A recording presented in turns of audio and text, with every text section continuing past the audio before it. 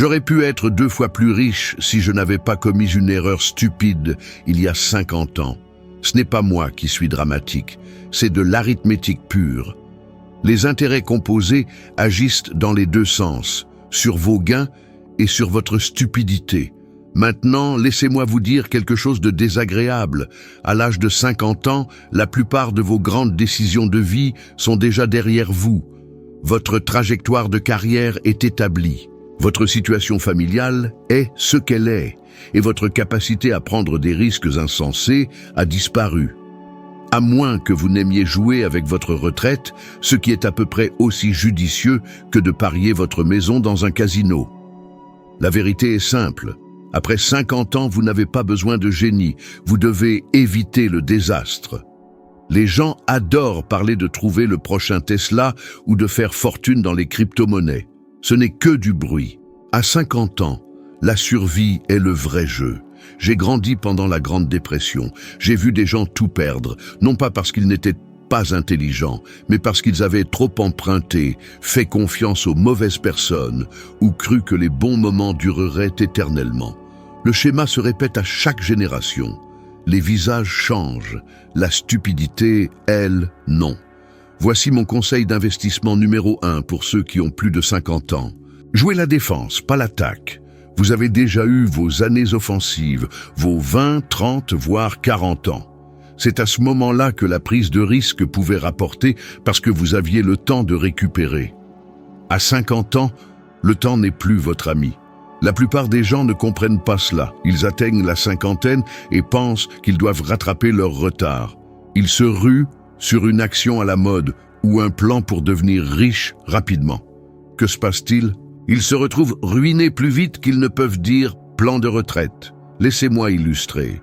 J'ai connu un homme très brillant, diplômé d'une université de l'Ivy League avec une carrière prospère. À 55 ans, il a décidé qu'il était en retard par rapport à ses pairs. Il a investi une fortune dans des startups.com à la fin des années 1990. En 2002, il lui restait moins de la moitié. Il a passé le reste de sa vie à parler de ce qu'il avait failli avoir. Un gâchis d'intelligence et d'argent. L'ironie, c'est que s'il avait simplement placé son argent dans des entreprises ennuyeuses et fiables comme Coca-Cola, Procter & Gamble ou Johnson & Johnson, il se serait en sorti. Pas glamour, pas excitant, mais ça aurait été bien. Parfois, bien est tout ce dont vous avez besoin. Les personnes de plus de 50 ans oublient souvent que le véritable ennemi n'est pas la sous-performance, c'est la catastrophe. Perdre la moitié de votre argent à 60 ans n'est pas la même chose que le perdre à 30 ans. À 30 ans, vous avez encore 30 années supplémentaires pour récupérer. À 60 ans, vous ne vivrez peut-être même pas 30 ans de plus. Ce n'est pas une pensée joyeuse, mais c'est la réalité. Vous devez passer de l'essai d'être intelligent à l'essai de ne pas être stupide. Et croyez-moi, éviter la stupidité est un travail à plein temps. Donc, si vous avez plus de 50 ans, oubliez de courir après les licornes. Oubliez d'essayer d'être le plus intelligent de la pièce. Le type le plus intelligent de la pièce est souvent fauché, divorcé ou les deux. Votre objectif est maintenant la durabilité, la capacité à rester stable, avoir suffisamment d'argent pour survivre à vos erreurs. Je dis souvent, tout ce que je veux savoir, c'est où je vais mourir pour ne jamais y aller. Pour investir après 50 ans, tout ce que vous devez savoir, c'est ce qui va vous ruiner et ensuite ne pas y aller. Cela signifie éviter l'effet de levier. La dette est un poison, surtout quand vous n'avez pas des décennies pour la rembourser. Évitez la spéculation. Vous n'allez pas surpasser le jeune de 25 ans avec 6 écrans et aucune vie sociale. Évitez la complexité. Plus l'affaire est compliquée, plus il y a de chances que vous soyez le dindon de la farce. À 50 ans, votre meilleure stratégie est de garder les choses ennuyeuses. L'ennuyeux fonctionne, l'ennuyeux rapporte, l'ennuyeux vous permet de dormir la nuit. Le monde financier ne récompense pas l'excitation, il la punit. Alors, voici le paradoxe. Moins vos investissements sont excitants après 50 ans, plus vous avez de chances de profiter d'une retraite palpitante. Ne visez pas à devenir riche rapidement. Visez à ne pas mourir pauvre. L'envie a ruiné plus de portefeuilles que les récessions. Les gens ne se ruinent pas parce qu'ils ne peuvent pas gagner de l'argent. Ils se ruinent parce qu'ils ne supportent pas de voir quelqu'un d'autre en gagner davantage. J'ai qualifié l'envie de la plus stupide des 7 péchés capitaux. Et je le pensais. Pourquoi? Parce que c'est le seul où vous ne prenez aucun plaisir. La cupidité, vous prenez plaisir à dépenser. La gourmandise, vous mangez. La luxure, vous avez au moins un peu de plaisir. Mais l'envie, vous restez là à vous morfondre dans le ressentiment pendant que l'autre profite de son yacht. C'est aussi contagieux. Si votre voisin achète une voiture de luxe, tout à coup, vous pensez en avoir besoin. Si votre beau-frère se vante d'une action multipliée par 10, tout à coup, votre investissement stable et composé semble être une erreur. C'est là que les ennuis commencent. Laissez-moi vous donner un exemple. Dans les années 1990, Warren et moi possédions des entreprises ennuyeuses. Assurances, bonbons, magasins de meubles, journaux, rien de tape à l'œil. Pendant ce temps, des jeunes de la Silicon Valley, moitié moins âgés que nous, gagnaient des milliards de dollars à partir de rien. Nous avions l'air stupides jusqu'à ce que la bulle éclate en 2000. Les mêmes personnes qui se moquaient de nos investissements lents étaient soudainement ruinées. Nous étions toujours riches. Voici la leçon. Le jeu ne consiste pas à battre les autres. Il s'agit de ne pas se perdre soi-même. L'envie vous fait oublier cela. J'ai connu un homme qui investissait raisonnablement bien, avec des rendements stables, une épargne décente, mais ensuite ses amis golfeurs sont devenus riches grâce aux actions pétrolières. Il ne supportait pas d'être un petit joueur. Il a utilisé l'effet de levier, a poursuivi les mêmes transactions, et quand le pétrole s'est effondré, son portefeuille aussi. Ses amis ont aussi perdu de l'argent, mais ils avaient encore leur carrière. Lui devait s'inquiéter de sa retraite. À 50 ans ou plus, l'envie est mortelle. Vous n'avez pas le temps de reconstruire après votre propre stupidité. Un seul geste envieux peut effacer des décennies de patience. Les meilleurs investisseurs que j'ai connus ne se souciaient presque pas de ce que faisaient les autres. Peu leur importait que leurs voisins se vantent d'une action à la mode. Peu leur importait que CNBC claironne la prochaine grande tendance. Ils se souciaient de rester solvables et de faire fructifier leur capital discrètement. L'ironie est que si vous voulez une vieillesse heureuse, vous devriez souhaiter la réussite de vos amis. L'envie vous rend malheureux lorsque les autres réussissent. C'est une terrible façon de vivre. Imaginez avoir 80 ans et être encore aigri parce que quelqu'un d'autre avait une plus grande maison. Quel gâchis de vie! J'ai survécu à de nombreuses personnes plus riches que moi à un certain moment, mais je ne les ai jamais enviés. Je savais que la plupart d'entre eux jouaient à des jeux qu'ils ne pouvaient pas gagner à long terme. Effectivement, ils se sont épuisés, ou leur argent s'est évaporé, ou ils se sont tués à boire. Pendant ce temps, je suis resté ennuyeux, rationnel et en vie. Donc, si vous avez plus de 50 ans, voici un conseil précieux. Arrêtez de vous soucier de ce que les autres gagnent. Arrêtez de mesurer votre vie par rapport au portefeuille de votre voisin. Arrêtez de parcourir les potins financiers comme si cela avait de l'importance. L'envie ne vous rendra pas plus riche. Elle ne vous rendra pas plus intelligent. Elle ne vous motivera même pas. Elle ne fera que vous pousser à prendre des décisions stupides. Et rappelez-vous, votre retraite ne se soucie pas de savoir si quelqu'un d'autre a gagné plus.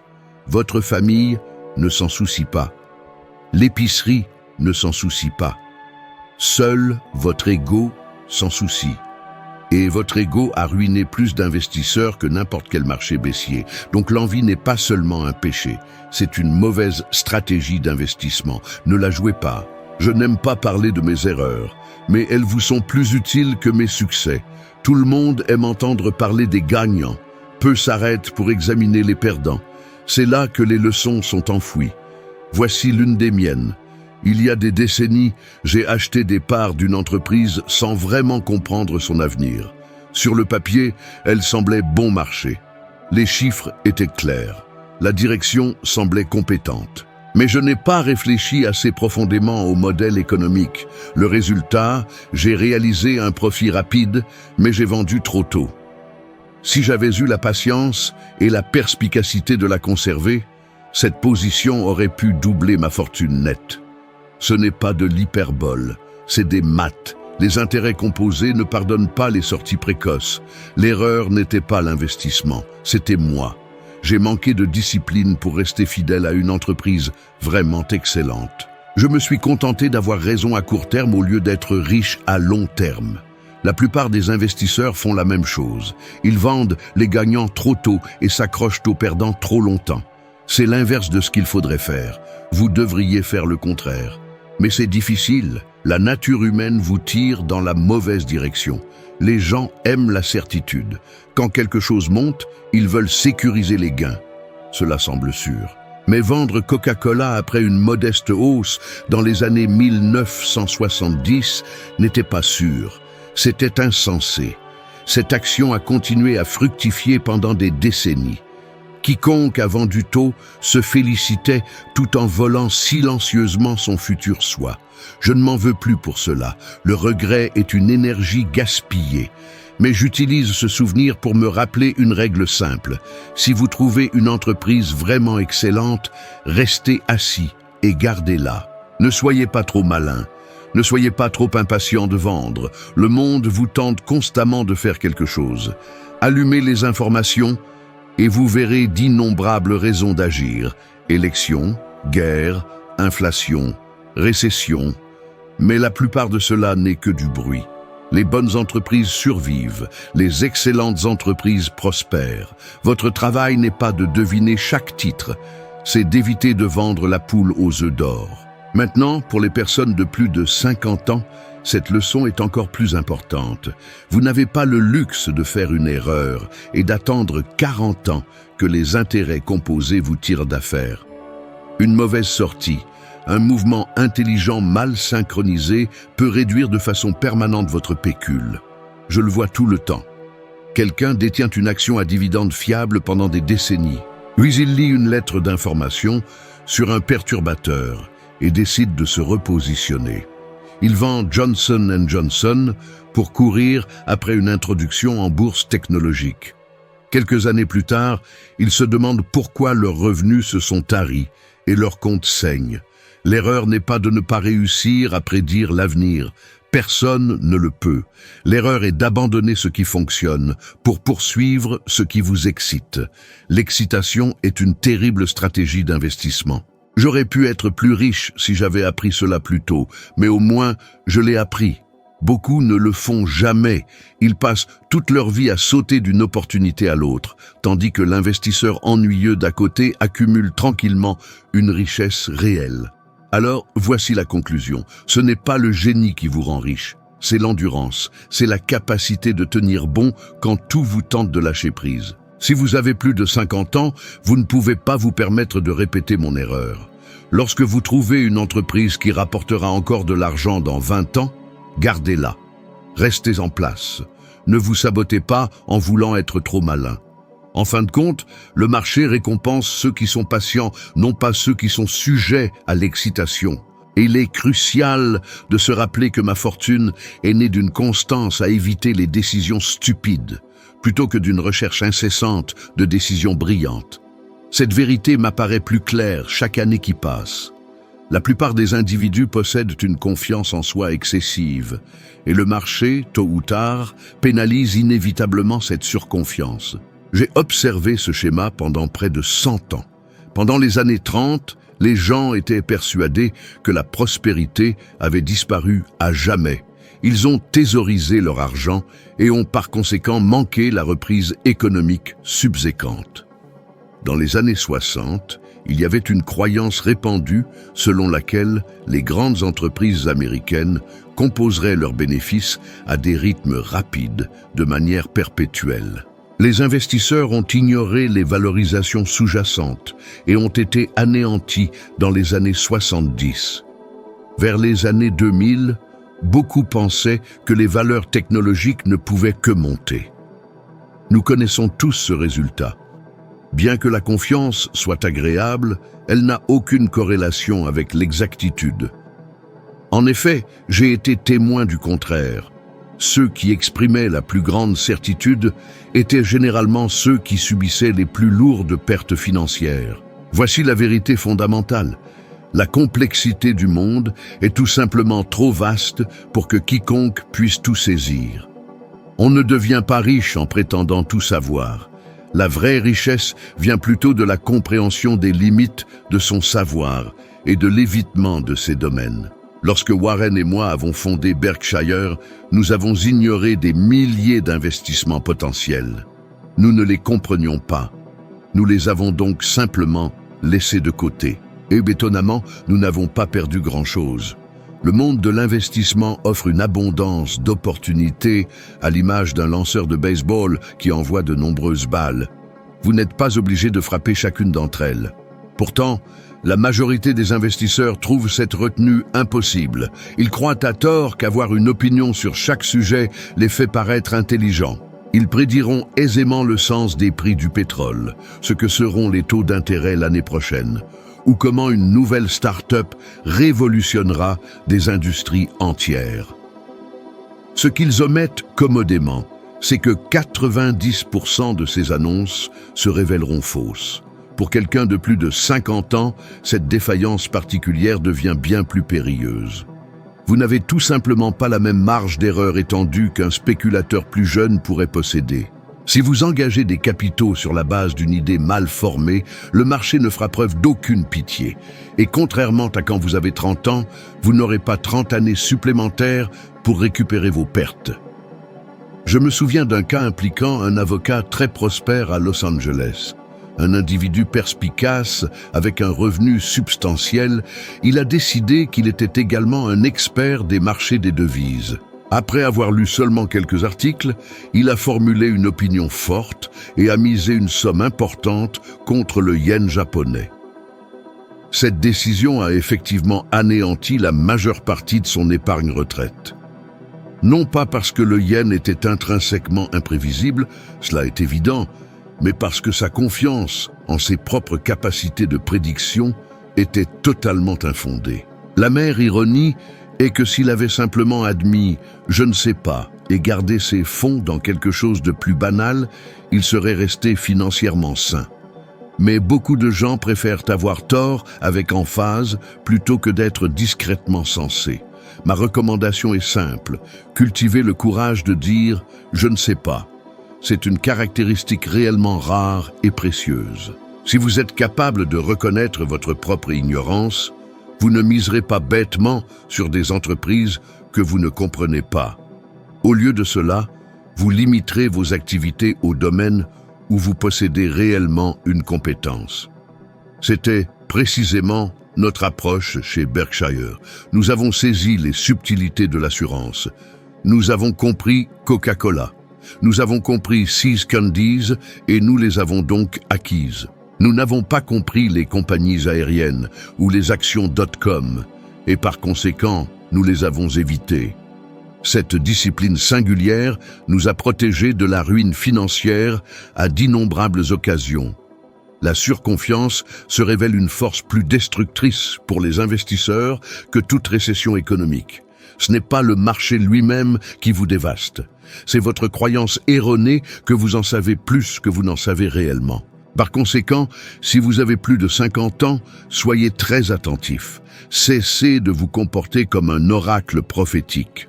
Vous n'avez pas besoin d'avis sur chaque secteur économique, chaque tendance émergente ou chaque marché mondial. Vous n'avez besoin que de comprendre profondément quelques éléments choisis et d'admettre humblement votre manque de connaissances sur le reste. En fait, j'irai même plus loin. Plus quelqu'un semble sûr des résultats futurs, plus vite vous devriez vous en éloigner. Souvenez-vous toujours, le monde regorge d'individus désireux de vous vendre de la certitude. Analystes, commentateurs médiatiques, vendeurs, tous projettent un air d'intelligence.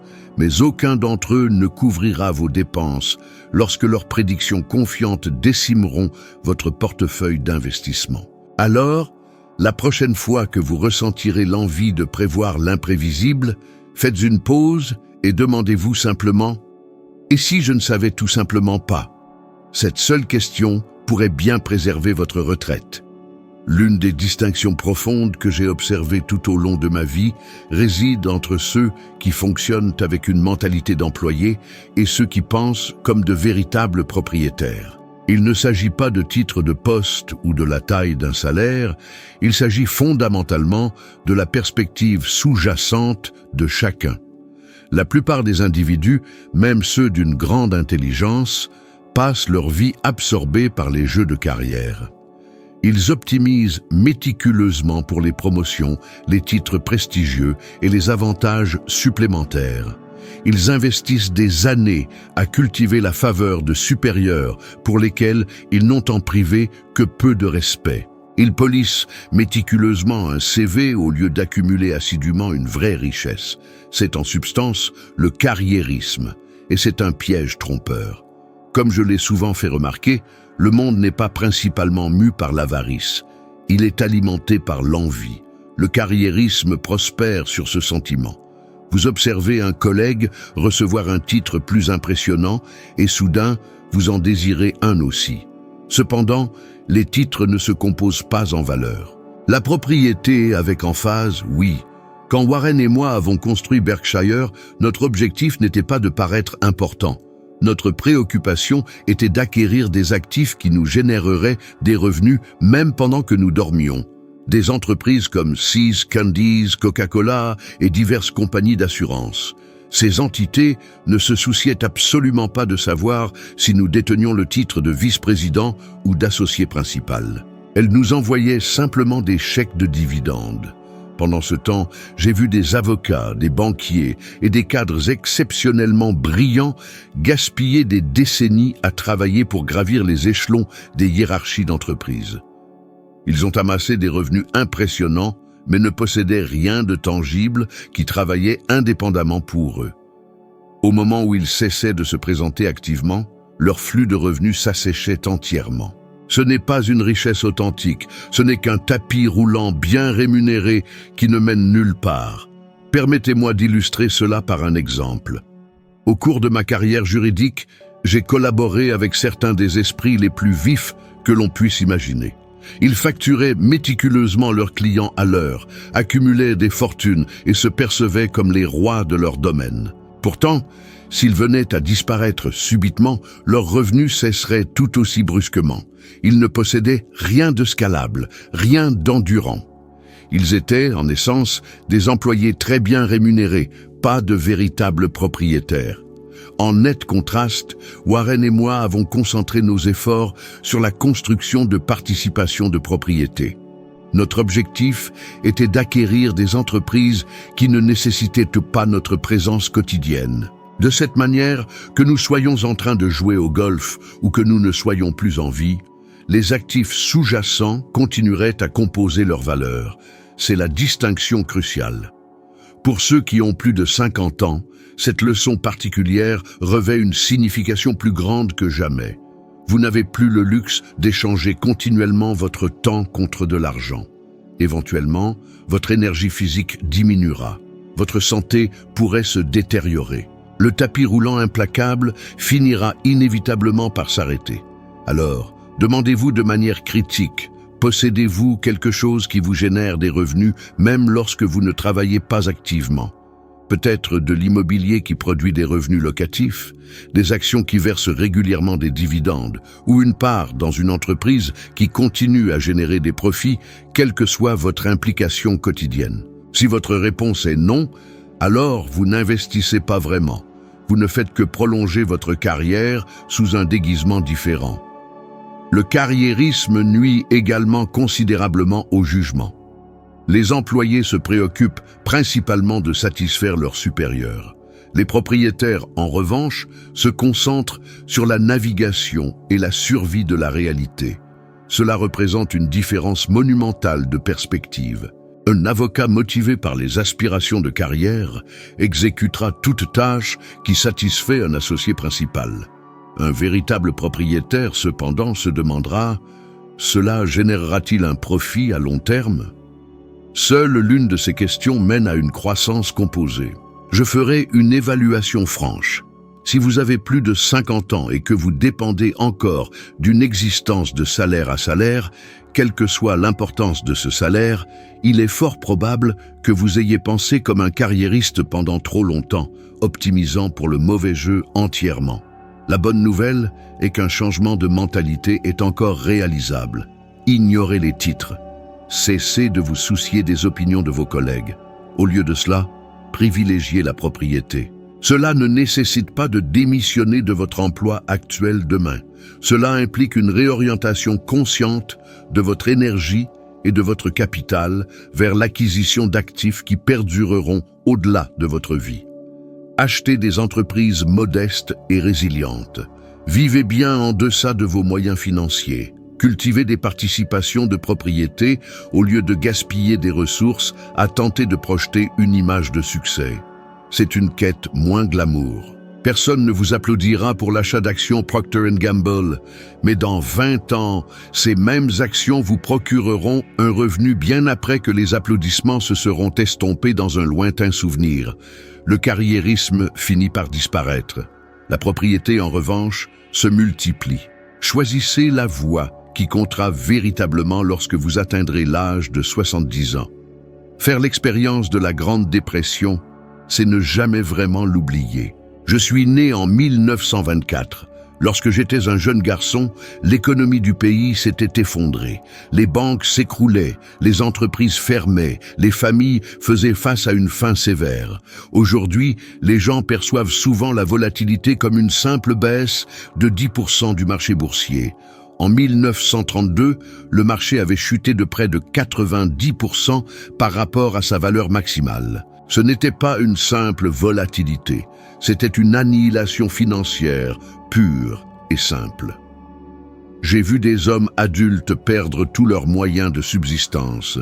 J'ai vu des familles contraintes de vivre ensemble par pure incapacité à payer un loyer. Ma propre famille a compris de première main ce que signifiait économiser et étirer méticuleusement chaque dollar. Ce fut une période ardue et elle a marqué de manière indélébile ma compréhension du risque. La leçon la plus profonde fut la suivante. On ne peut tout simplement pas compter sur des périodes de prospérité pour durer indéfiniment. C'est une vérité que les gens négligent souvent aujourd'hui. Ils croient à tort qu'une prospérité continue est l'état normal des choses. Ce n'est pas le cas. Les civilisations montent et descendent invariablement. Les économies alternent sans cesse entre périodes d'abondance et de rareté. Si vous vivez suffisamment longtemps, vous connaîtrez sans aucun doute les deux extrêmes.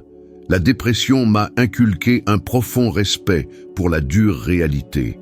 L'optimisme est certes précieux, mais l'optimisme aveugle est finalement destructeur. De nombreuses personnes dans les années 1920 croyaient à tort que les bons moments ne cesseraient jamais. Elles empruntaient de manière excessive, s'engageaient dans une spéculation effrénée et s'endettaient jusqu'à la ruine totale. Lorsque le krach inévitable est survenu, la dette est devenue leur perte. C'est précisément pourquoi j'ai toujours détesté la dette. Elle vous rend intrinsèquement fragile. Sans dette, vous avez la capacité de traverser les périodes difficiles. Avec la dette, les temps adverses vous détruiront inévitablement. Une autre leçon vitale a émergé. La résilience l'emporte toujours sur la simple brillance. J'ai observé de petites entreprises modestes traverser avec succès la dépression en étant remarquablement frugales et très adaptables. Pendant ce temps, des opérateurs flamboyants se vantant de montages complexes ont disparu pratiquement du jour au lendemain. Les entités qui ont survécu n'étaient pas nécessairement des génies, elles étaient simplement durables. C'est une leçon cruciale que la majorité des investisseurs ne parvient toujours pas à saisir. Tout le monde aspire à être intelligent. Presque personne n'aspire à être durable. Pourtant, c'est précisément la durabilité qui vous permet de traverser un effondrement catastrophique qui ne se produit qu'une fois dans une vie. J'ai intégré ces leçons fondamentales dans toute ma carrière d'investisseur. Je n'essaie pas de prévoir les récessions. Personne ne le peut vraiment. Ce que je fais, cependant, c'est supposer qu'elles finiront par se produire et me préparer en conséquence. Cela implique de maintenir une marge de sécurité substantielle. Cela signifie éviter résolument l'endettement. Cela implique de posséder des entreprises qui vendent des produits que les gens continueront d'acheter pendant les périodes de prospérité et de difficulté, comme les bonbons, les boissons gazeuses et les assurances. Les gens se sont un jour moqués de nous pour avoir acquis See's Candies. Combien d'argent, raillait-il. Pouvez-vous bien gagner en vendant des chocolats? Eh bien, il s'avère que les gens continuent de consommer du chocolat même pendant les récessions. En fait, ils en consomment souvent davantage. En effet, See's a traversé avec succès des ralentissements économiques qui ont anéanti des entreprises bien plus tape à l'œil. Ce type de sagesse spécifique ne s'acquiert qu'après avoir traversé une véritable adversité.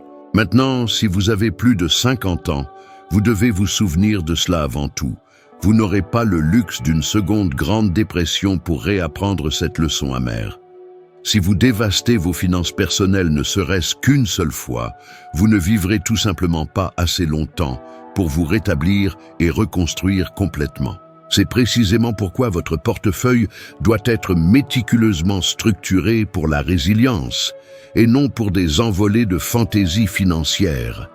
Lorsque vous entendez d'autres se vanter de l'effet de levier considérable qu'ils utilisent ou de la supposée brillance de leur méthode de trading, réfléchissez à l'année 1932. Rappelez-vous les files d'attente pour le pain. Souvenez-vous de la vue d'hommes qui se considéraient autrefois comme astucieux, soudain réduits à faire la queue dans les soupes populaires.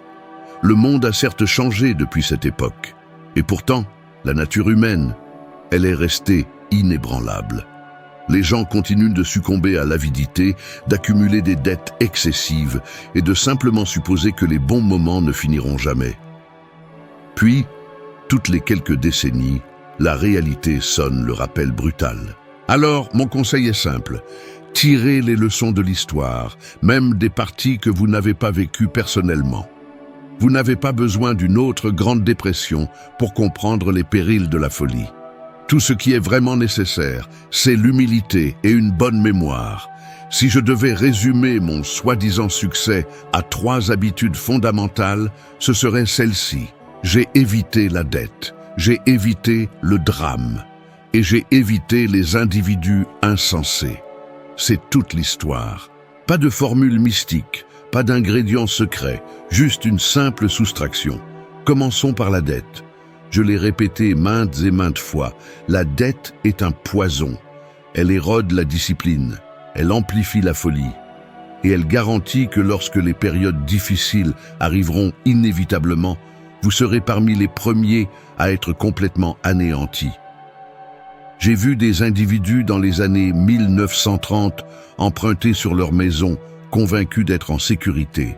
Lorsque le krach financier a frappé, ils ont tout perdu. Cette image frappante est restée gravée dans mon esprit. Warren et moi avons construit Berkshire sans recourir à des capitaux empruntés. Bien sûr, nous aurions pu amplifier les rendements avec l'effet de levier, mais 1 ou 2 mises incorrectes alors que nous étions endettés et nous aurions été démunis, tout comme tout le monde. Maintenir la solvabilité a toujours été primordial, bien plus que de paraître brillant. Si vous avez plus de 50 ans, la dette est absolument mortelle. À 30 ans, peut-être vous en remettrez-vous. Mais à 60 ans, c'est indéniablement la fin du jeu. Vous n'aurez tout simplement pas assez de temps pour que la magie de la capitalisation vous sauve. Maintenant, le drame. Je ne le tolère tout simplement pas. J'ai méticuleusement évité les conflits inutiles, les querelles sans objet et les individus qui semblaient pathologiquement accros au chaos. Le drame gaspille une énergie vitale. Une énergie qui pourrait au lieu de cela être consacrée à penser clairement, à construire patiemment ou à savourer véritablement la vie. Beaucoup d'hommes intelligents ont été ruinés non pas par de mauvais investissements, mais par des divorces amers, des partenariats désastreux ou un tempérament incontrôlable. On peut posséder un esprit brillant en finance et se ruiner complètement par le chaos personnel. Je n'avais aucun intérêt pour de telles distractions. Ensuite, il y a les individus insensés. Et par insensé, je n'implique pas seulement un faible QI. Je veux dire des gens qui sont imprudents, fondamentalement malhonnêtes, totalement indignes de confiance ou habituellement accros aux raccourcis. Ils sont, très franchement, radioactifs. Leur stupidité se propage comme une contagion. Passez suffisamment de temps avec eux et vous serez inévitablement pris dans les retombées. Au début de ma carrière, j'ai observé des collègues fréquenter des opérateurs astucieux qui promettaient des rendements gigantesques. Le schéma était toujours identique, des discours rapides, des transactions louches et un effondrement inévitable. Les collègues par ailleurs avisés se sont retrouvés entraînés simplement par association. J'en ai fait une règle inébranlable. Il est bien préférable d'avoir moins d'amis et de partenaires, mais de s'assurer qu'ils sont d'une qualité exceptionnellement élevée. Mon partenariat avec Warren a fonctionné efficacement pendant 50 ans. Non pas parce que nous n'avons jamais eu de désaccord, mais parce que nous partagions exactement les mêmes principes fondamentaux: rationalité, patience, honnêteté, une aversion absolue pour le drame, pas de dette et pas de folie. Ces valeurs partagées nous ont rendus remarquablement durables. La plupart des gens sous-estiment vraiment l'importance profonde de simplement éviter les mauvaises choses. Tout le monde recherche inlassablement l'action parfaite, l'affaire idéale, l'opportunité ultime. Ils négligent complètement le fait crucial que dire non est souvent plus important que dire oui. Un seul oui peut certes vous faire gagner de l'argent, mais un seul oui erroné peut vous ruiner définitivement. Si vous avez plus de 50 ans, ce n'est pas simplement facultatif, c'est un impératif critique. Vous ne pouvez absolument pas vous permettre de perdre des années à vous démêler de décisions mal conçues. La marge d'erreur a complètement disparu. Alors, coupez sans pitié. Pas de dette, pas de drame, pas d'individus insensés. Cela semble dur, mais cela achète sans équivoque la tranquillité d'esprit. Et une véritable tranquillité d'esprit vaut infiniment plus que de simplement grappiller quelques points de pourcentage de rendement supplémentaire.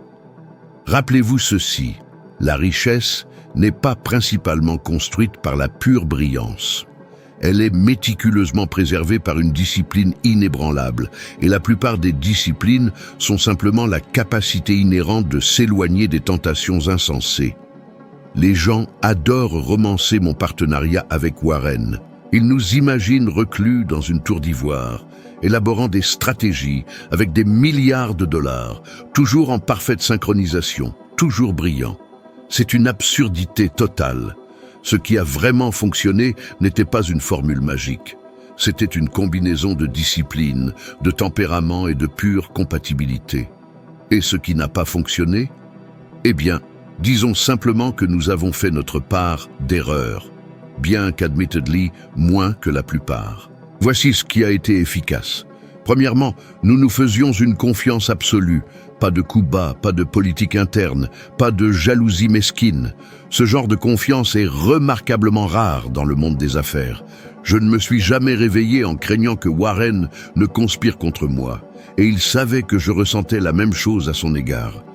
Cette confiance mutuelle nous a conféré une efficacité immense. La plupart des organisations gaspillent la moitié de leur énergie dans des querelles internes et des drames inutiles. Nous, non. Nous partagions également une approche fondamentale de l'argent. Nous valorisions tous deux grandement la patience, la pensée rationnelle et une farouche indépendance. Ni l'un ni l'autre n'accordions d'importance à l'apparence, à la mode, ni à l'approbation des cercles financiers new-yorkais. Si une affaire ne nous semblait pas intuitivement juste, nous nous en tenions à l'écart, même si beaucoup nous raillaient. Un autre atout majeur résidait dans nos compétences complémentaires.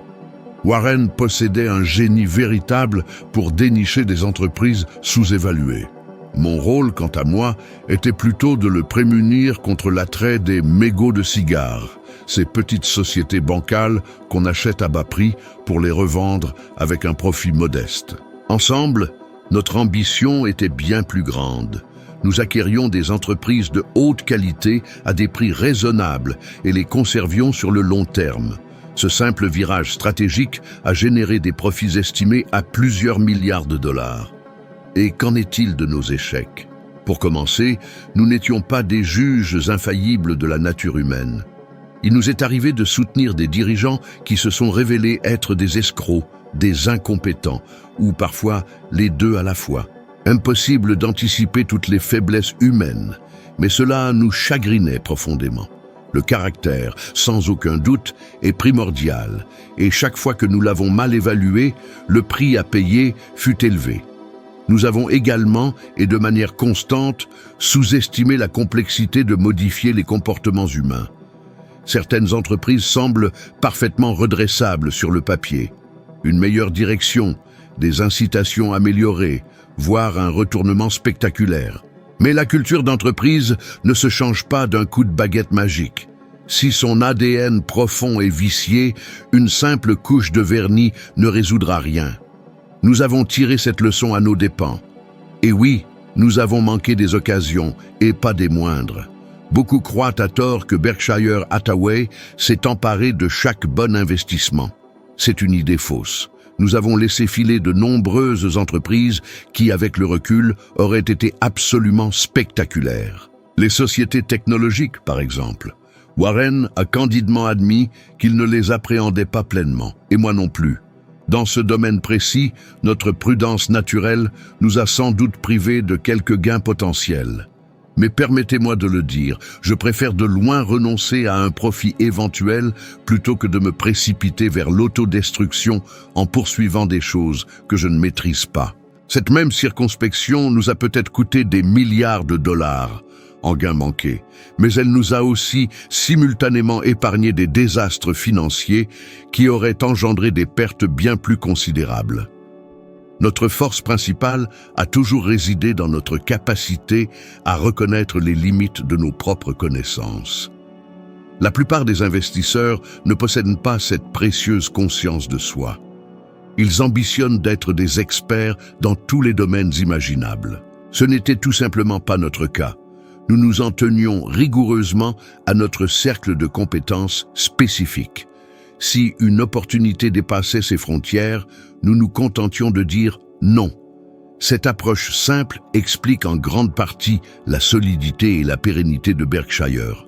Si vous avez plus de 50 ans, vous devriez aborder les partenariats avec la même circonspection que nous l'avons fait. Posez-vous la question, cette personne renforce-t-elle ma rationalité ou l'affaiblit-elle?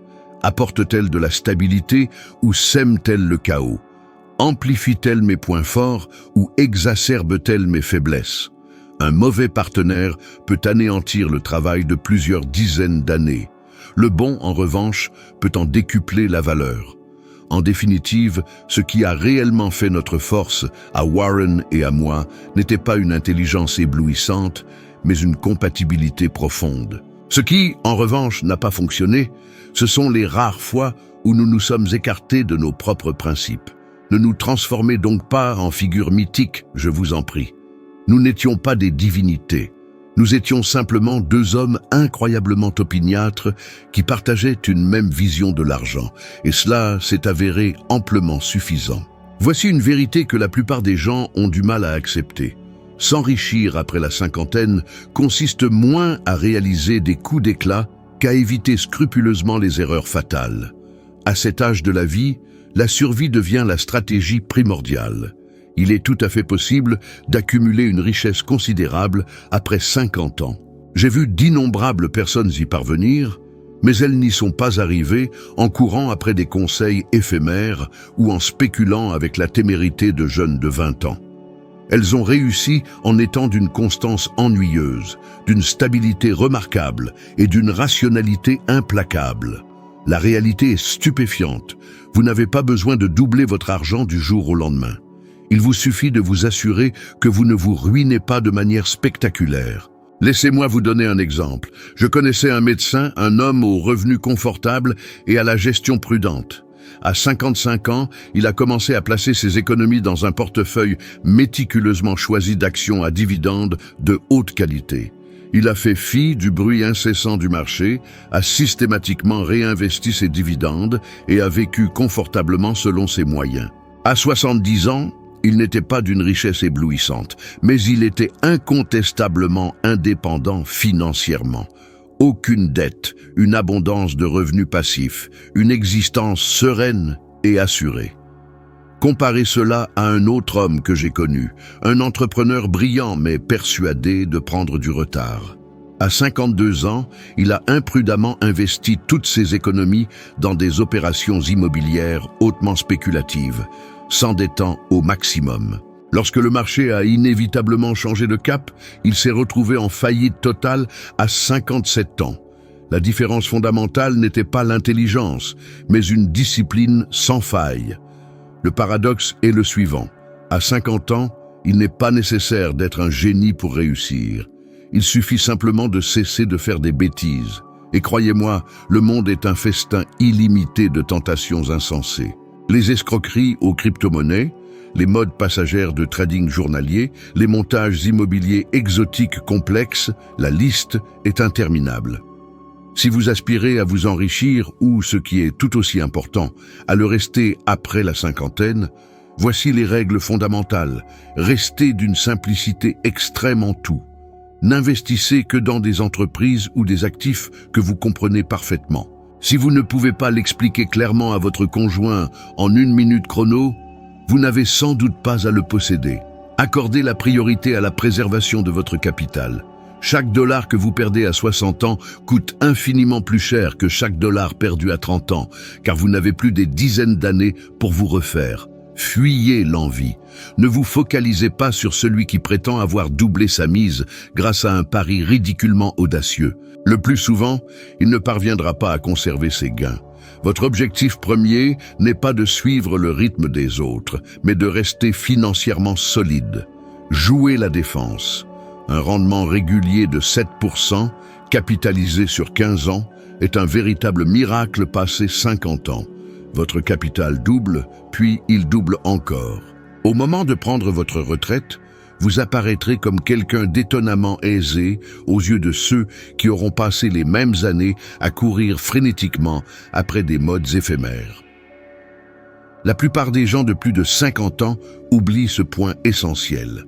Vous n'avez pas besoin d'être spectaculaire, il vous suffit d'être solvable. Le monde a une curieuse manière de récompenser ceux qui font simplement preuve de résilience. La vérité pure et simple, c'est que je n'ai jamais eu pour but de devenir milliardaire. J'ai simplement réussi à éviter la stupidité pendant une période assez longue pour que l'effet de la capitalisation compose finisse par faire l'essentiel du travail. J'ai dépassé mes espérances. C'est ainsi que la partie s'est déroulée. Donc, si vous avez plus de 50 ans et que vous craignez qu'il ne soit trop tard, cessez de paniquer sur le champ. Vous n'avez pas besoin de vous réinventer de fond en comble. Vous n'avez pas besoin de la prochaine innovation révolutionnaire. Ce qu'il vous faut, c'est de la patience, une simplicité profonde et une résilience inébranlable.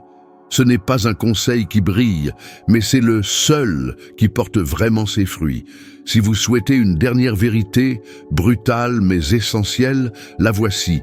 Si vous dépensez systématiquement plus que ce que vous gagnez, absolument personne ne pourra vous aider. Ni moi, ni Warren, pas même le conseiller financier le plus génial de la planète entière. Les lois fondamentales de l'arithmétique n'ont que faire de vos émotions. Elles ne se soucient pas de votre train de vie rêvé. Elles ne tiennent aucun compte de vos innombrables excuses. Si davantage d'argent s'échappe qu'il n'en rentre, le résultat final est inéluctable. Vous finirez ruiné. J'ai personnellement observé des personnes avec des revenus à 6 chiffres vivre comme des miséreux une fois âgés, simplement parce qu'elles ne parvenaient pas à s'empêcher de dépenser chaque dollar qu'elles gagnaient. À l'inverse, j'ai vu des individus aux revenus modestes s'éteindre sereinement parce qu'ils avaient choisi une vie simple et investi avec une constance indéfectible. Il ne s'agit pas d'intelligence, il ne s'agit pas de saisir les opportunités, il s'agit fondamentalement de comportement. Les dépenses excessives sont, sans le moindre doute, la voie la plus rapide pour anéantir n'importe quel plan d'investissement. Peu importe que vous ayez 25 ans ou 65 ans. Si vous continuez de creuser un trou financier de plus en plus profond, le pouvoir de la capitalisation jouera contre vous au lieu de vous servir. Les gens me demandent sans cesse, « Charlie, quel est le meilleur investissement pour mon âge ?» Ma réponse habituelle est simplement de cesser d'acheter des choses dont vous n'avez pas réellement besoin. Ce simple conseil pourrait à lui seul apaiser une part considérable de la détresse financière mondiale. Passé l'âge de 50 ans, les conséquences de vos actes se font bien plus ressentir. Vous n'avez plus le loisir de commettre des erreurs à l'infini, ni la chance de pouvoir tout recommencer tous les 10 ans. Vos décisions actuelles vous prépareront soit à une retraite empreinte de dignité, soit à une dépendance envers autrui. À ce stade de la vie, l'objectif n'est ni le prestige, ni la recherche du rendement financier le plus élevé. Il s'agit de dignité, il s'agit d'indépendance, il s'agit de la certitude que vous n'aurez pas à supplier vos enfants pour de l'argent ou à travailler jusqu'à votre dernier souffle. Et cette sécurité ne naît pas de manœuvres boursières ingénieuses, elle découle avant tout de la maîtrise de soi. Si vous éliminez vos dettes, évitez les tracas superflus, ignorez les esprits insensés et vivez systématiquement en dessous de vos moyens, vous avez déjà distancé 90% de l'humanité dans le jeu de l'argent. Maintenez cette ligne de conduite suffisamment longtemps, et la capitalisation composée s'occupera du reste. Mais si vous persistez à dépenser à outrance, alors considérez tout espoir comme vain. Personne ne pourra vous secourir, pas même les divinités vénérées du marché boursier. Voici donc ma question conclusive. Lorsque vous atteindrez 70 ans, préférerez-vous envier les possessions de vos voisins ou vous délecter de votre propre liberté? Le choix lui-même est limpide. Son application, en revanche, est étonnamment rare. Souvenez-vous toujours, le monde récompense bien moins la brillance que l'évitement assidu des sottises. Et il n'y a rien de plus insensé que de se consumer jusqu'à sombrer dans la misère la plus noire. Voilà véritablement le tableau complet.